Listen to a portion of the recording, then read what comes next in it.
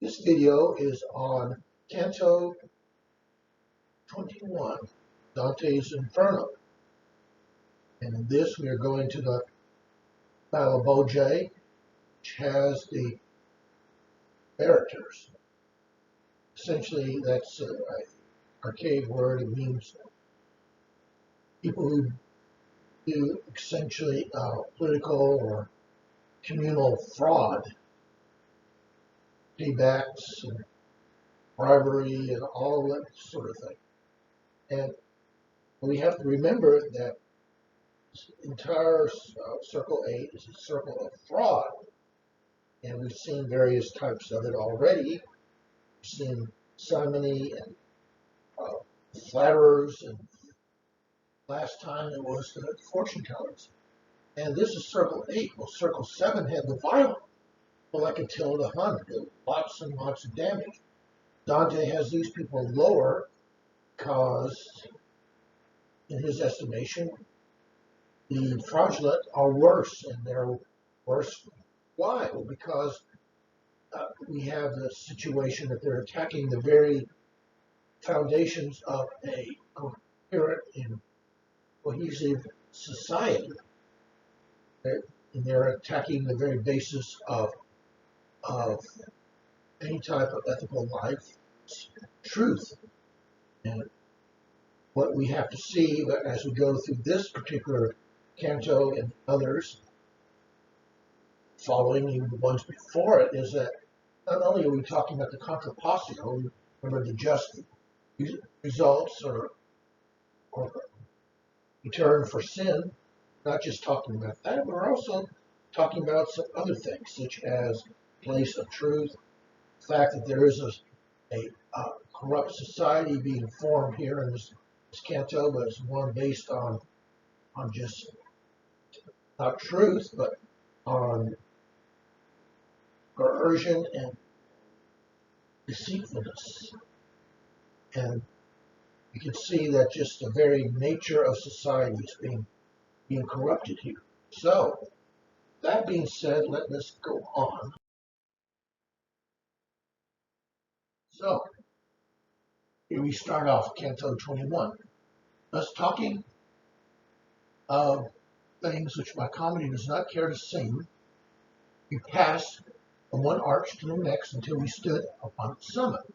There we checked our steps to study the next fossa, the next vain lamentations of the Malaboge. Awesomely dark and desolate it was.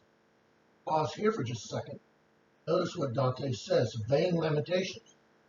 Here suffering does nothing for you spiritually, no gain. Purgatory has sufferings, as we will see when we eventually get to purgatory, but there is some gain, there's some progress. One thing, note time and time again about hell is that it's static. Things do not change. You are in the same state always. No difference, no progress, nothing. We continue. As in the Venetian arsenal, winter through there boils the sticky pitch that caulk the seams of the sea-battered bottoms when no crew can put out to sea. Instead of which, one starts to build its ship anew. One plugs the planks, which have been sprung in many foreign parts. Some hammer at a mast, some utter at rib, some make new oars, some braid and coil new lines. One patches up the mainsail, one the jib. So, by art divine, not by fire, a viscid pitch boiled in the fossa below, coated all the bank with gluey mire. So Dante is giving us a word picture again, more helpful again, as before, people who lived in Italy at that time, perhaps even now. But he's talking about Venice, the great maritime power. The Republic of Venice ruled the seas pretty much. And so he says it's just like you're looking there at their shipyards where this winter and they can't go out upon the Adriatic because it's too stormy, so they're taking all this pitch and carrying the ships, making them more seaworthy, plugging the leaks. He says that's what this Boja looks like. It looks like a big vat of boiling pitch. All right. This is Columbia University, Dr. Bartolini, her commentary. First tercet of Inferno 21 features Commedia's second and last use of the noun commedia. It gave the poem its title. This tercet, Dante lets us know that, although commedia tells truth, does not tell everything. It tells only what has been deemed necessary and important for its readers. Dante lets us know that he has curated his account of his voyage. Having omitted many things that he saw, chooses not to relate. Now, we continue with the story. I saw the pitch, but I saw nothing in it except the enormous bubbles of its boiling, which swelled and sank like breathing throughout all the pit. As I stood and stared into the sink, my master cried, "Take care!" drew me back to my exposed position on the brink. I turned like one who cannot wait to see the thing he dreads, who in sudden fright runs while he looks, his curiosity competing with his terror. That sounds like your basic slasher or horror movie, doesn't it? At my back, I saw a figure that came running towards us across the ridge. A demon, huge and black. Oh, what a face he had, all hate and wildness. Galloping so, with his great wings outspread, he seemed the embodiment of all bitterness. Across each high hunched shoulder, he had thrown one haunch of a sinner, whom he held in place with a great talon round each ankle bone. "Black talons of our bridge," it roared. "I bring you one of Sancta Zita's elders. Scrub him down while I go back for more. I planted a harvest of them in that city. Everyone there is a grafter except Bonturo. There yes is no, and no is yes, for a fee."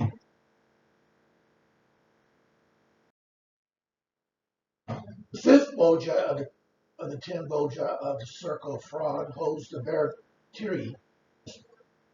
Veriteria is a medieval term no longer in use, which signifies fraud committed to attain illicit gain to the detriment of one's community. Such fraud includes the selling of influence, taking bribes and kickbacks, and in general corrupting public office and civic life. There is an archaic use of Veritiri English with similar but more localized meaning. Fraud or gross negligence of the shipmaster or crew at expense of its owners or users. For Dante, Veriteria is the corruption of the state as simony is corruption of the church. Since the term Veritiri is well nigh English in England, in English, I will use the Italian or refer to corruption. That's what we should do too. It's a technical and legal matter. Veriteria is a crime typically used in Dante's day as juridical pretext of those newly come to power for exiling their adversaries. As such, it was leveled against Dante and other white party to whom Dante belonged when the Neri or the blacks came to power. Must have been particularly galling. One such as Dante, deeply committed to the study of ethics and living an ethical life, find himself formally accused of Veriteria. Veriteria is corruption of civil government, and the result is the corruption of social order. Hence, Canto devoted to graft, Dante would create the contours of a small society that is deeply corrupted by mutual, absolute lack of trust. And the original commentator put this in black, bold, and I think she has a good point. This is something we need to catch in this canto and the ones following. The idea that it's an example of a corrupt society. Benedetto, as a commentator, suggests that this figure, laden with what resembles a slaughtered corpse, reminds us of a butcher taking a carcass to be skinned and sold. Christopher Kleinhertz has indicated another and parodic likely source. Christ as Good Shepherd, Pastor Bonus, or Good Pastor of the Bible, and medieval illustrations, holding a saved lamb on his shoulder.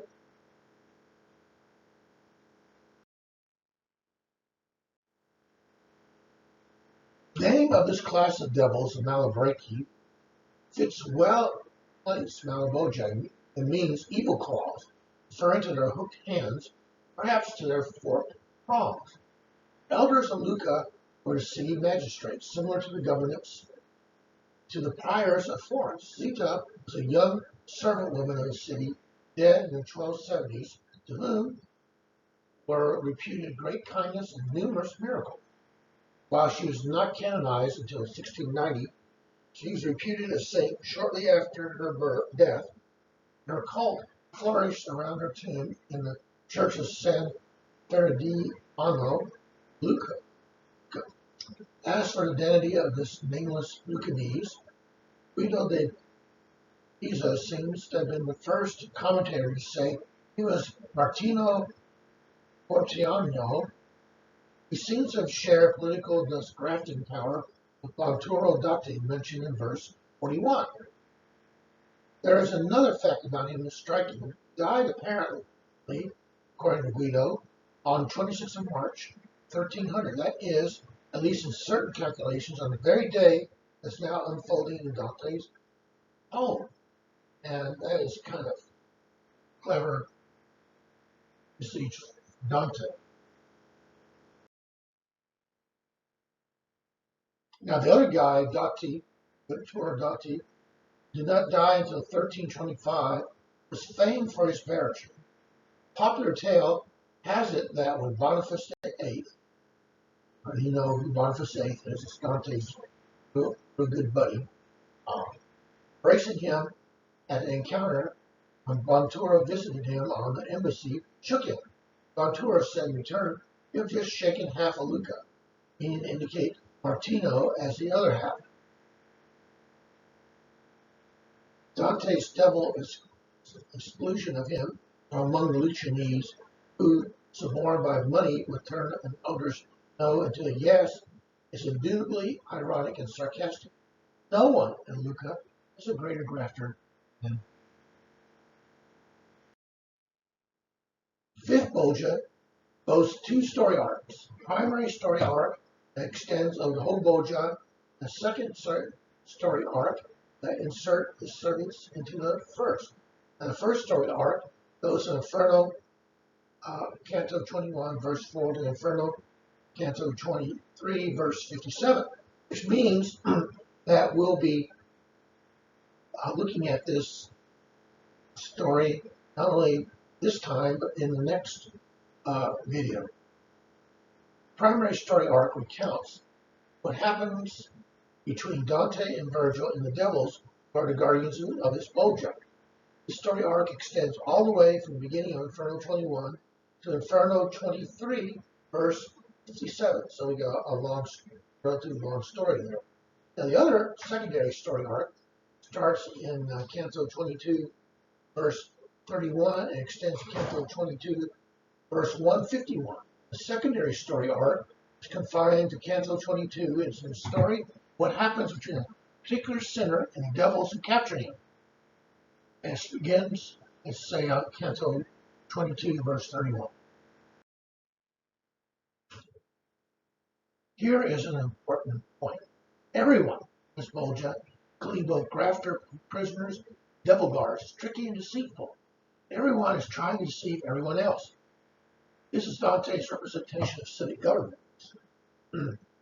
Now, I think I've mentioned this before, and certainly you'll get this if you watch Cook Hersman's explanation of Dante's Divine Comedy in Greek courses. The point is that Dante gives one vision of politics, of theology, etc. Inferno then gives a different, higher view in purgatory, and even higher view in Paradiso. This is one of many reasons not to stop reading at the end of Inferno, but to go on, because this is a whole. Dante has this very clever, intricate weaving of these various topics. This is from the cartoon version, Dante's Inferno, a very clever rendition done by Hunt Emerson. You can find this various places, internet, Amazon, or other places where you can order it. And it's very clever, and it's often instructive. You can see this one page here, start up on top. And this is the fifth signature. It's very dark down there. What sin is there? The sin of barratry. Our readers are going to need that one explained too. A barrator is a swindler in public office. They spend their eternity cooking and bawling pitch. Uh-oh, get behind the rocks. There's a demon coming. Eee! Ahoy, demons. Here's a town councilor for Lucca, where the whole crew of them are a bunch of barrators, cooking well while I go for another's more. Then you see these devils have not only their hooked claws, but they also have these little forks, pitchforks, or other forks. Stay here while I go and parley with them.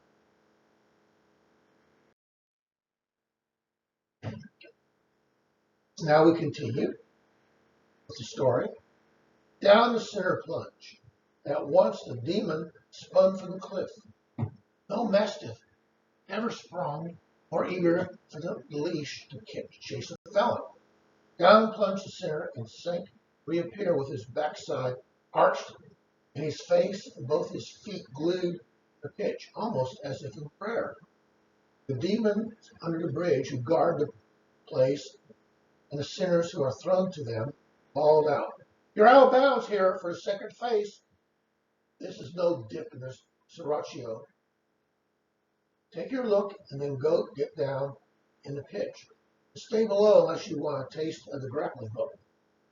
Then they raked him more than 100 hooks, bellowing, "Here you dance below the covers. Graft all you can there. No one checks your books."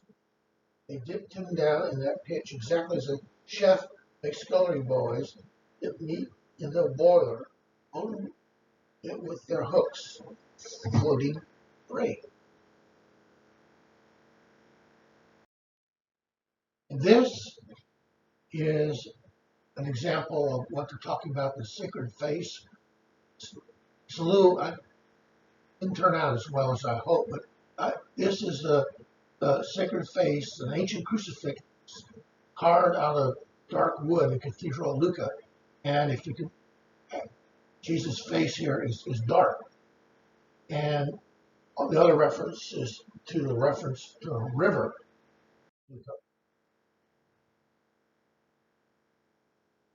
In the precision of the Cucci and their bacilli, we see an emblem of the stratified social order that emerges from these canti. To begin to form in our minds the image of a huge kitchen in a castle populated by cooks, scullery urchins, enormous pots of boiling broth, that image will be in keeping with the sinner whom we will meet in the next canto, Canto 22. The action of Inferno 22 revolves around a petty embezzler who lived on the seedy fringes of life, the castle of Theobald II. Dante will come back to this image of meat floating in a pot of boiling broth, the end of Inferno 21, where the sinners are called the sorrowful boiling one. The adjective lesso conjures boiling meat, as is in the current usage, carne lesse, meat that's been cooked in boiling water.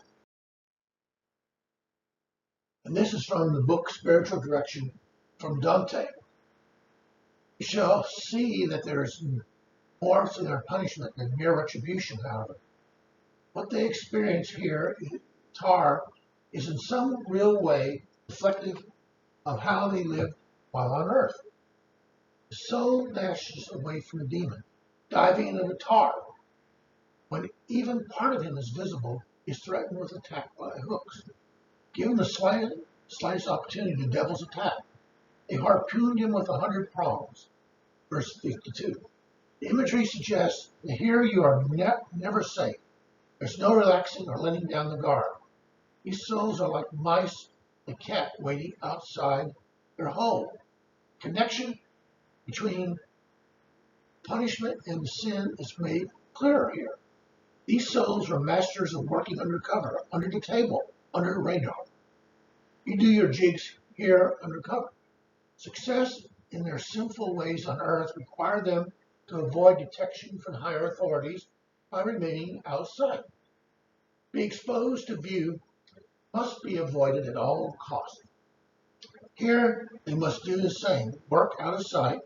Only the bubbles in the tar tell us anyone is there at all. Viewing even the smallest part of their bodies can be cause of horrible punishment. These were souls who abused authority that are also subject to authority. They might have acted as though they were a law unto themselves, but they were not. They were mere middle management, taking what they could while remaining undetected by the big boss. Somehow, it all seemed like a game. Continuing, Canto 21, the master said, "You had best not be seen by these fiends until I'm ready. Crouch down here. One of these rocks will serve you as a screen. Whatever violence you see done to me, you have no cause to fear. I know these matters. I've been through this once and come back safely." With that, walked on past the end of the bridge, and it wanted all his courage to look calm from the moment he arrived on the sixth ridge. With that same storm of fury that arouses all the house when the hounds leap at the tramp, he suddenly falls to pleading where he pauses. So rushed those fiends from below, and all the pack pointed their gleaming pitchforks at my God. He stood fast and cried to them, "Stand back! Before these hooks grapples make too free, send up one of your crew to hear me out. Then ask yourselves if you still care to rip me." All cried at once, "Let Malakota go." So the pack stood. One of them came forward saying, "What good does he think this will do?"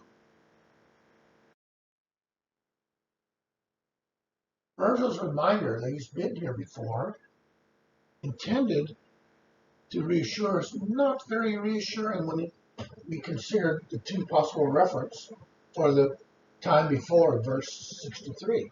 The phrase refers to other or previous occasion which Virgil was faced with such a fracas. The other time can refer to the time long before this journey Virgil went to the pit of hell, conjured by the sorceress Earthfil, or it can refer to the time within the parameters of this journey when he attempted to negotiate with the devils at the gate of Dis. The first occasion is tainted because of its association with black magic, coercion by the forces of evil. The second occasion, too, is less than reassuring because Virgil's negotiations with the devils at the gate of Dis did not result in success.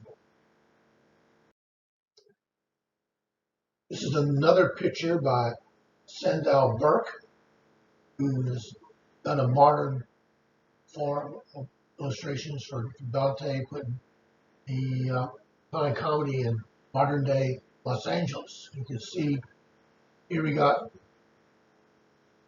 all these various demons going after Virgil and Dante.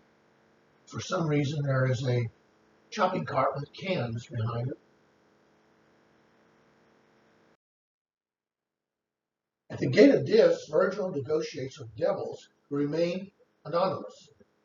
They're truculent and defiant.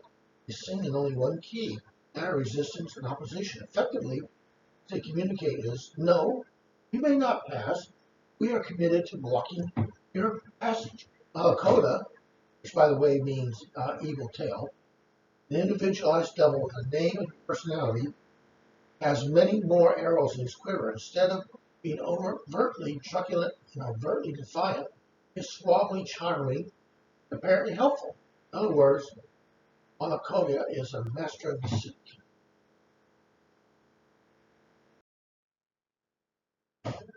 Do you think, Lakota, my master said, you see me here, having arrived this far already, safe tread, without divine will, propitious fate? Let me pass on, where it's willed in heaven, but I must show another in this dread state. Demon stood there eyeing flinty brim, so taken aback, let his pitchfork drop, and said to the others, take care not to harm him. Oh, you crouch like a cat, my guide called me, among the jagged rock piles of the bridge. Come down to me, for now you may come safely. Hearing him, I hurried down the ledge, and the demons all pressed forward when I appeared, so I feared they may not keep their pledge. So once I saw the Pisan infantry march out of the truce, the fortress of Caponia, staring in fright at the ranks of the enemy. I pressed the whole of my body against my guide. Not for instance did I take my eyes from those black fiends who scowled on every side. Dante here is referring to a battle where the Pisan infantry surrendered to the Florentines.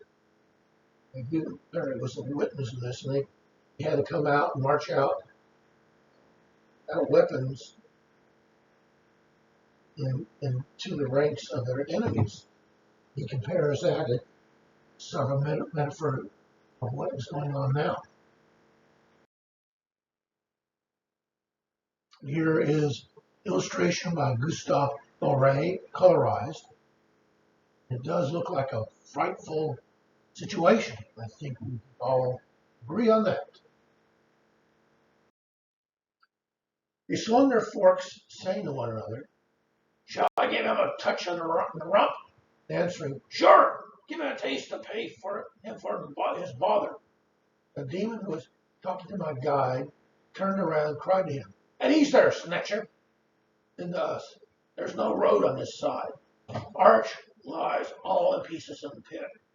You must go on. Follow along this ridge. There's another crest to cross by just beyond it.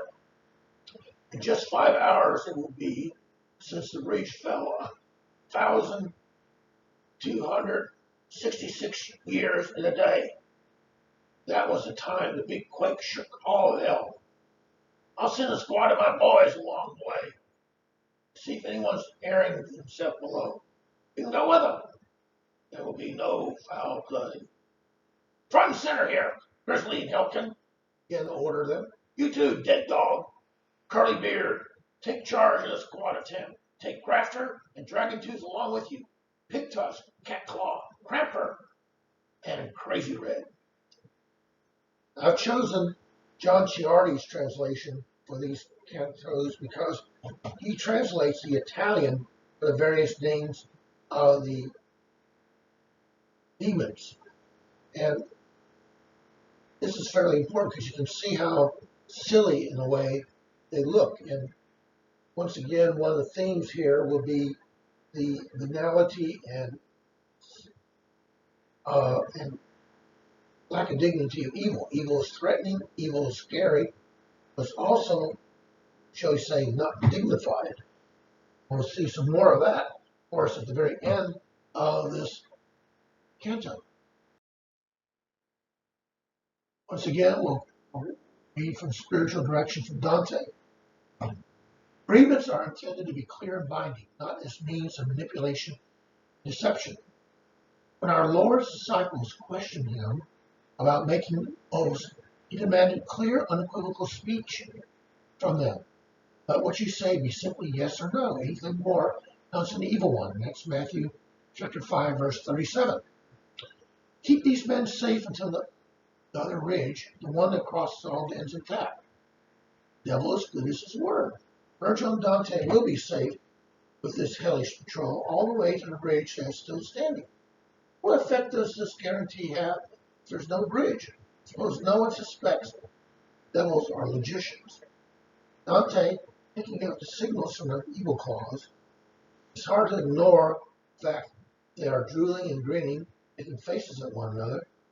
Leaves with Virgil, two of them will be safer making their way by themselves. But Virgil desiring to believe in God's authority, even here, overrules it. Virgil thinks all of this posturing by the devils is really intended for the souls of the fraudulent officials, not the two of them. Here we see the destructive power of fraud. Rational people want to believe the basic goodness of their neighbors. Our society depends upon the ability to take one another at our word. Virgil, voice of reason, refuses to give up on that confidence, truthfulness of other rational beings. It is Virgil's basic goodness that they are manipulating. Is that not sinister? It's a sinister thought, isn't it?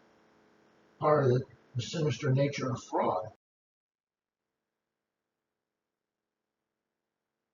Keep a sharp lookout on the bowling glue as you move along, to see that these gentlemen are not molested until they reach the crag where they can find a way across the den. In the name of heaven, master, I cry, what sort of guys are these? Let us go on alone if you know the way. Who can trust such an escort? If you as wary as you used to be, you surely see them grind their teeth at us, and knock their beetle brows so threatening. He like this fearing you.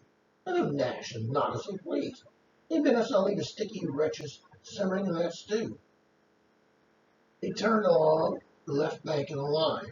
Not before they had formed a single rank, stuck their pointed tongues out as a sign. Their captain, they wished permission to pass, and he had made a trumpet of his ass. On words he farted. Here we see a picture of the demons tormenting a soul, a grafting soul, which we'll see in the next canto.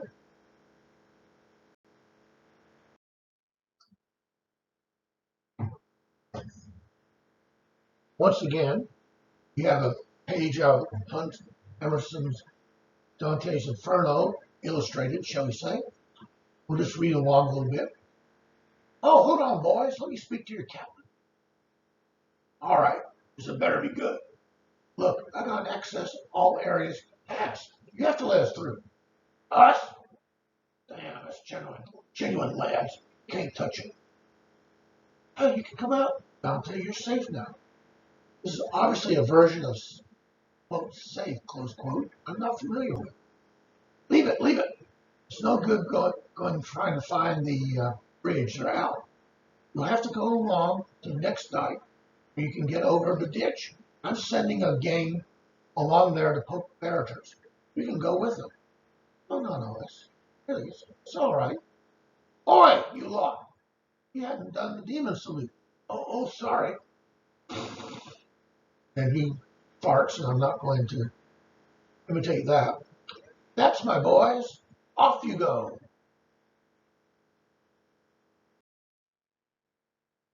Throughout this drawn-out encounter with devils, Pilgrim is not as trusting as his guide.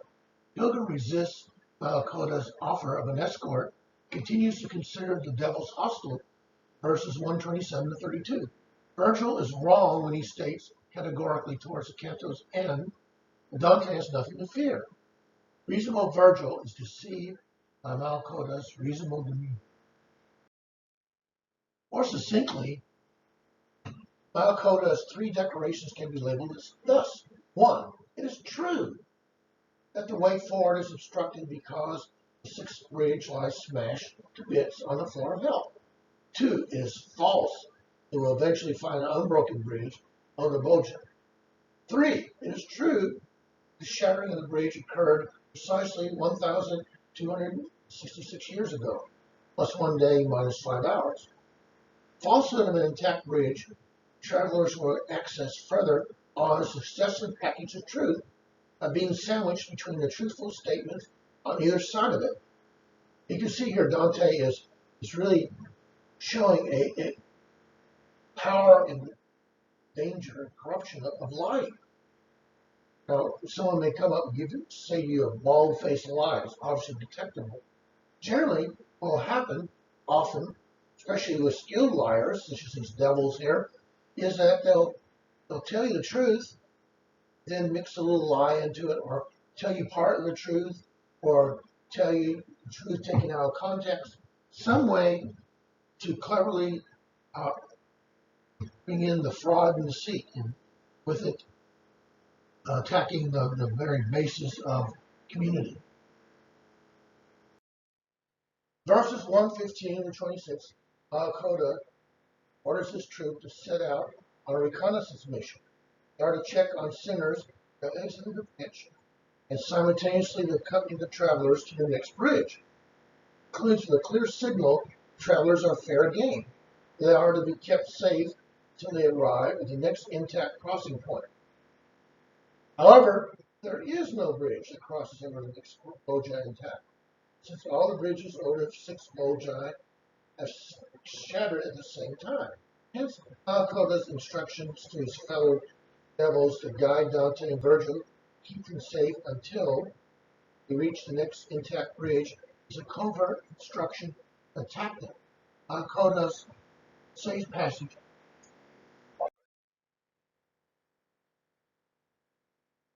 Al-Qaeda's truthful lie, in fact, the falsehood that appears true, is a precise inversion of Canto, a truth that appears false.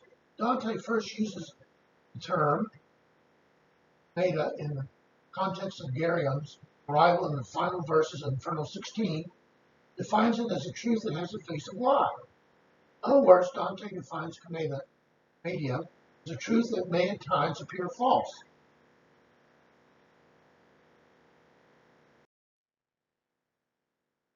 Devils either prepare to make or have already made a farting sound with their tongues stuck through their teeth in answer to Al-Qaeda's prior war signal of a fart.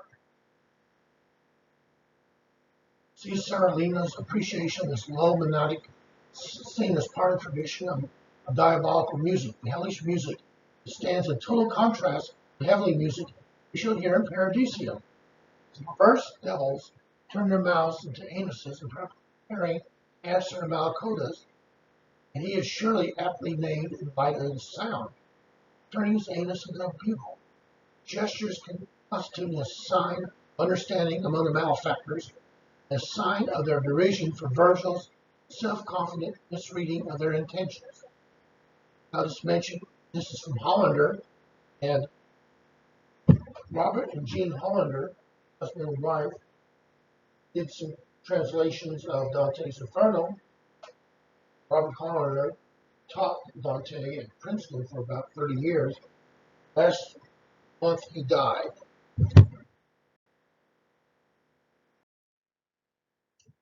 This is from John Ciardi's accompanying commentary on this canto, called that.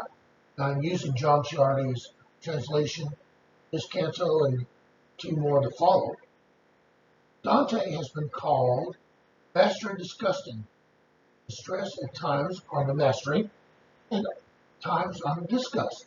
The occasional coarseness of details, other cantos, especially Canto 18 and 28, have offended certain delicate readers. It's worth pointing out that the mention of bodily function is likely to be more shocking for Protestant than in Catholic culture. It's often seemed to me the offensive language of Protestantism is obscenity. Offensive language of Catholicism is profanity or blasphemy. One offends on a scale of unmentionable words for bodily function, other on a scale of disrespect for the sacred. Dante places the blasphemous in hell as the worst of the violent against God and his works. He has no category punishing those who use 4-letter words. The difference is not, I think, national, but religious.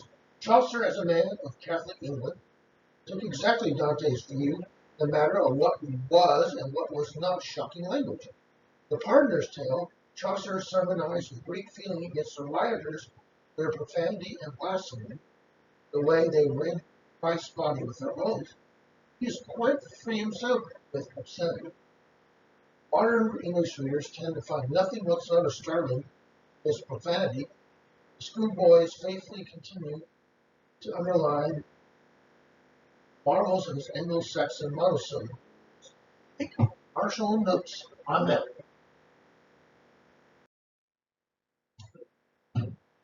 Here's a final note from David Bruce's blog. of Dante.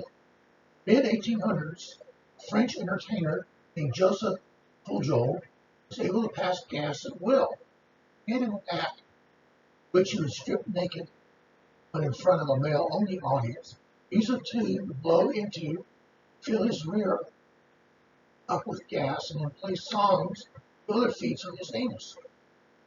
Yes, he made his living by farting. Played a flute, rubber tube inserted in his anus.